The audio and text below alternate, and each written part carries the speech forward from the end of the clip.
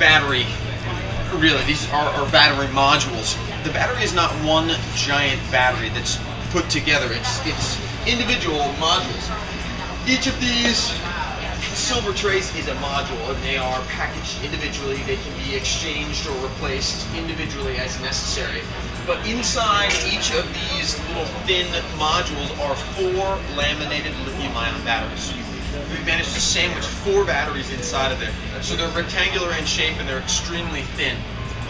All together, the battery unit itself holds 24 kilowatt hours of energy.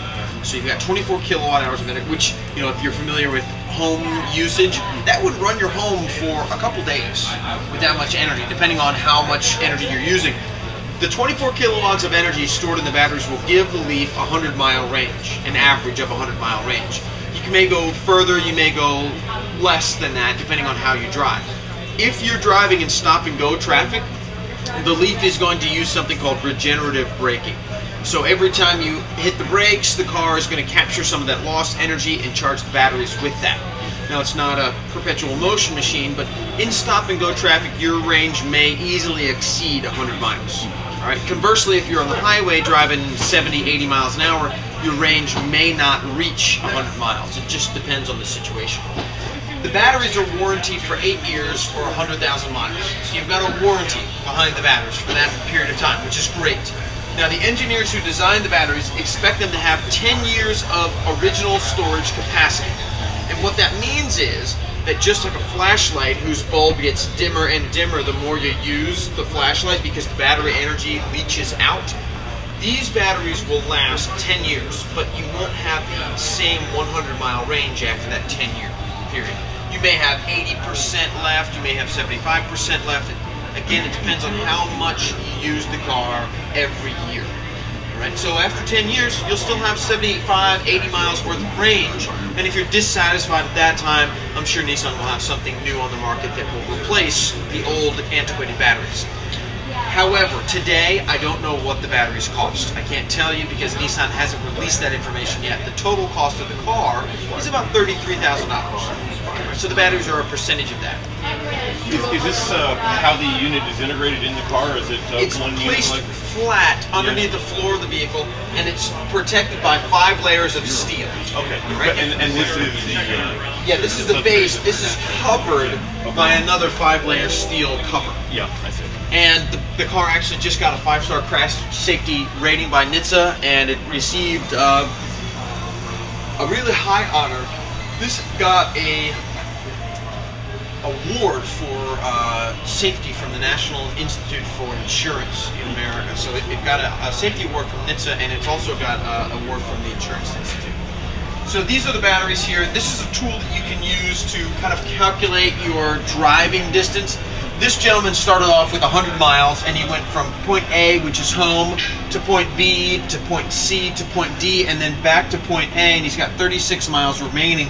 If you wanted to add another stop, you could move E somewhere over here, and this would calculate E into that total plan. Now you've got 31 miles remaining.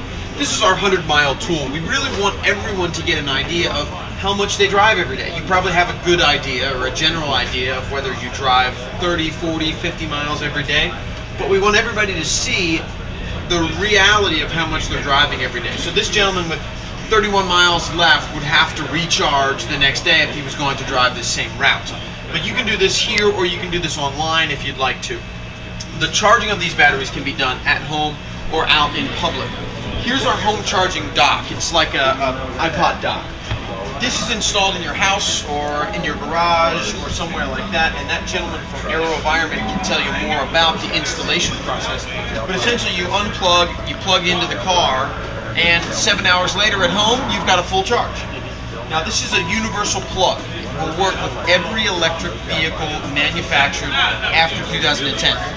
All right, so this is going to work with Nissan, it's going to work with brand X, it's going to work with brand Y, it doesn't matter. The home charging is done with 240 volts of electricity. Now you have a trickle charger also that comes with the car. The trickle charger is done with 120 volts of electricity. That's your home outlet. Let's go take a look at that right now. Watch your step here. So this is your home charging plug.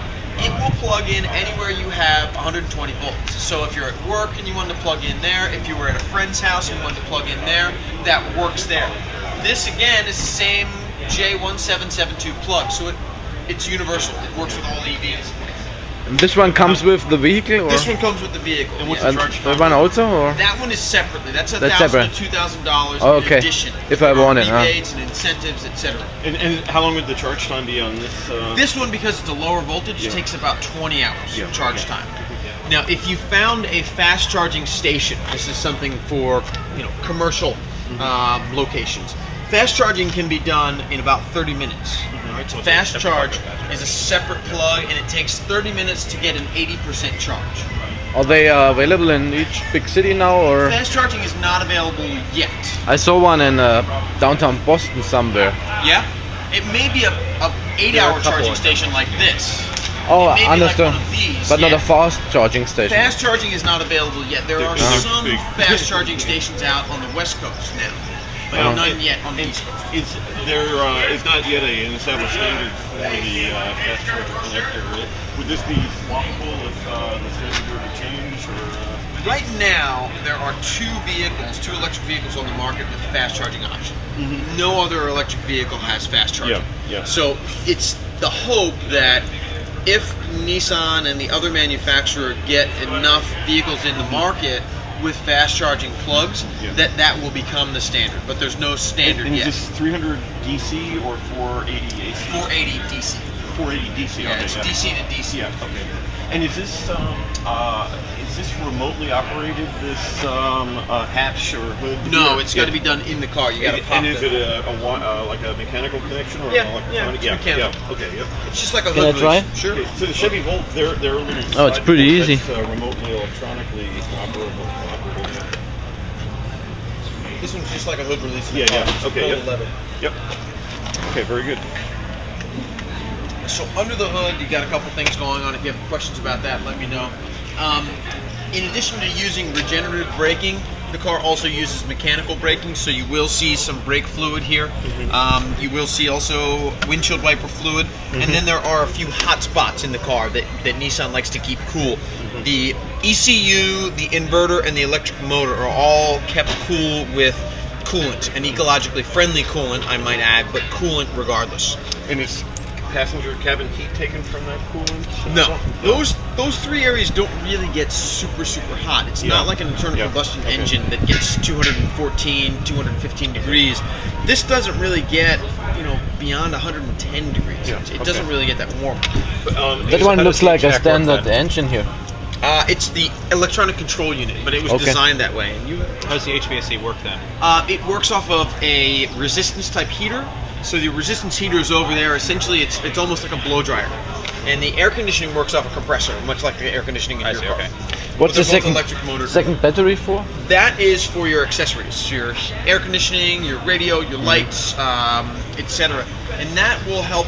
That will be charged from the photovoltaic cell on the rear wing. Oh, okay. So there's a small cell that trickle charges. So the that battery. photovoltaic cell is not connected to the main battery. It wouldn't give you enough energy during the day to really help out. Yeah, and that's a standard. That's not enough. On the SL, it's a standard. On the SP, the SP is a... And this is a 12-volt. Wow.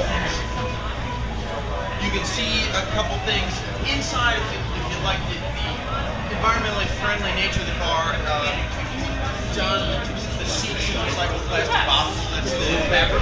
There's no leather option. The plastic paneling, some of the inside plastics done from plant-based materials rather than oil-based petroleum materials. And then things like the roof is made from aluminum, but it's been recycled.